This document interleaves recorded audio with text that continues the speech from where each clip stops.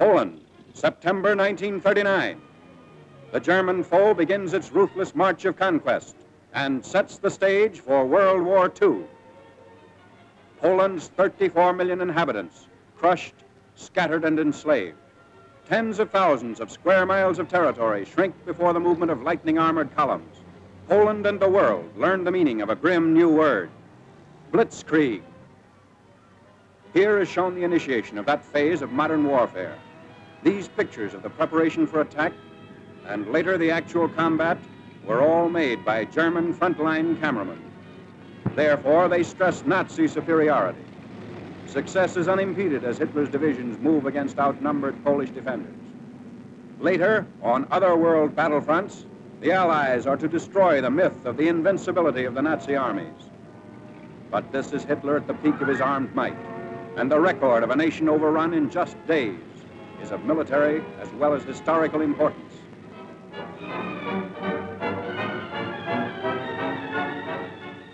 The spark is set off in the free city of Danzig. Nazi secret agents had long plotted the revolt against law and order. Germany called it liberation. The world knew that Danzig represented the ignition of the European powder keg, the excuse for Hitler's hordes to begin their destructive campaign of conquest. Here is the historic last stand of Danzig's loyal defenders. They're entrenched in the city's post office and under repeated fire of Nazi-trained militiamen.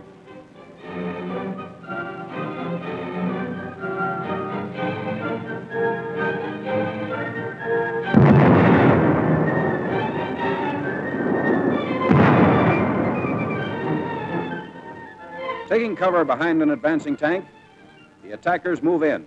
Gasoline is sprayed on the building, and its doom is sealed.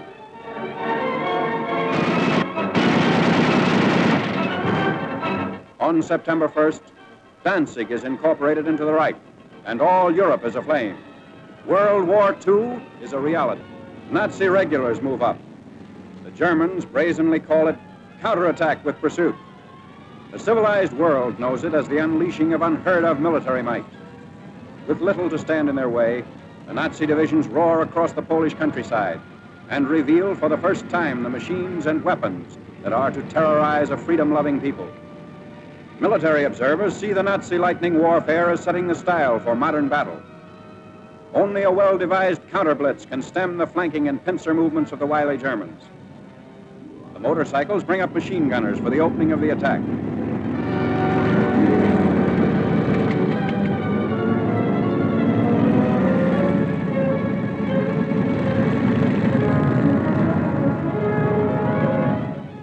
Camouflage is used to best advantage.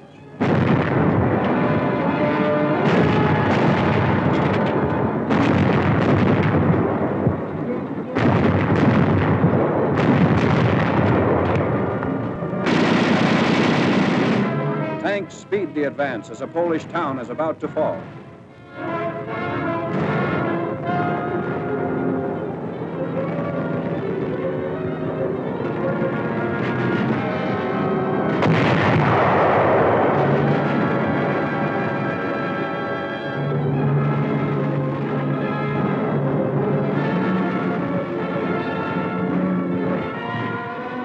Before the day is out, the Nazis have occupied the town, which is still burning and in complete ruins.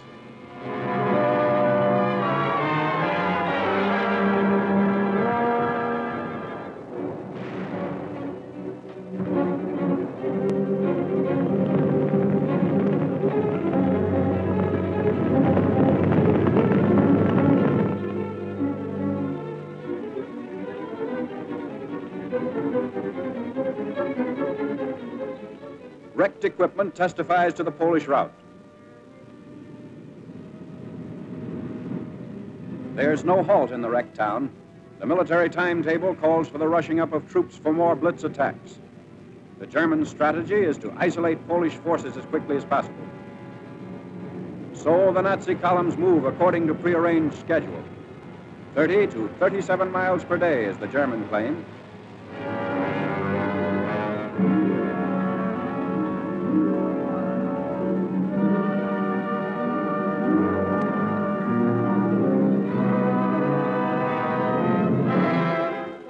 A strategic bridge across the Vistula River has been blown up by retreating Polish soldiers.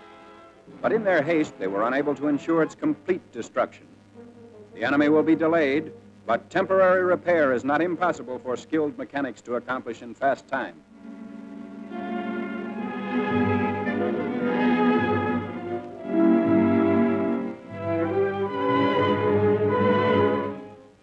A German sapper detachment sent ahead of the fighting unit goes to work. These men are trained to construct emergency roads as well as bridges.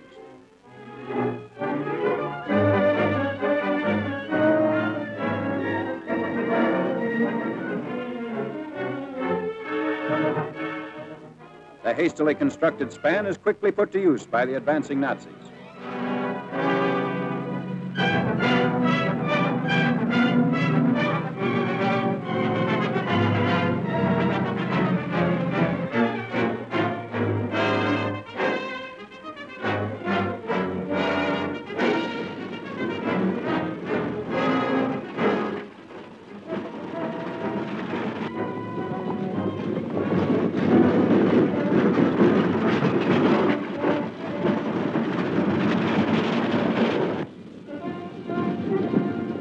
Many units don't even wait for the repairs. When bridges are scarce, shallow waters are forded.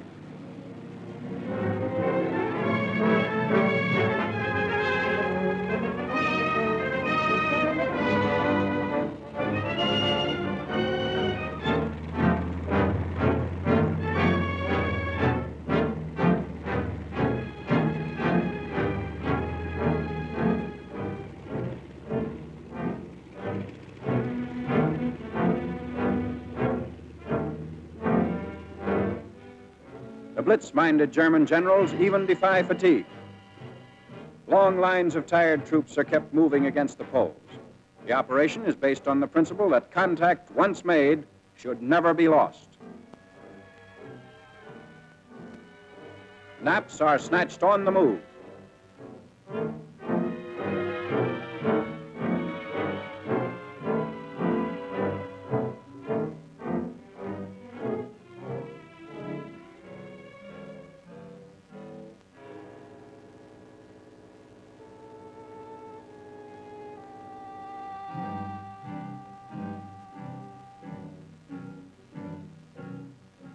Complete halt comes only during the lull between battle movements.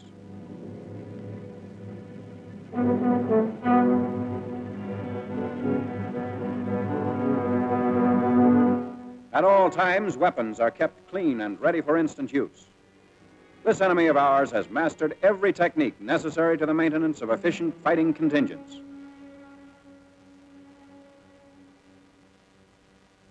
The Polish harbor of Gdynia. For the defense of this vital seaport, the Poles have sunk ships to block the entrance of German warships.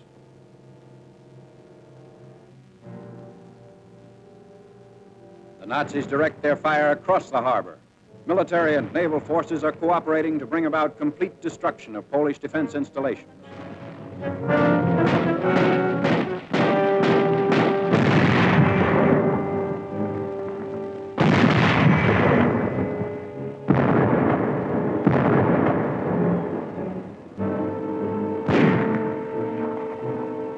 After a thorough bombardment, the outnumbered garrison of Gdynia surrenders.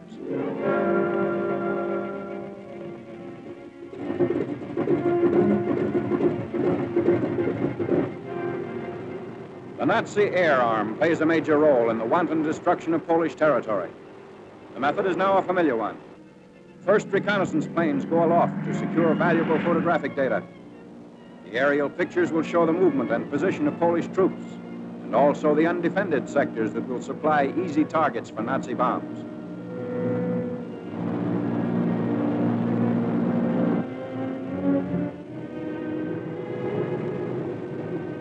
Immediately on landing, the valuable pictures are rushed to the field developing unit. Germans have stated that information thus revealed has formed the base for much of their decisive military operations in Poland.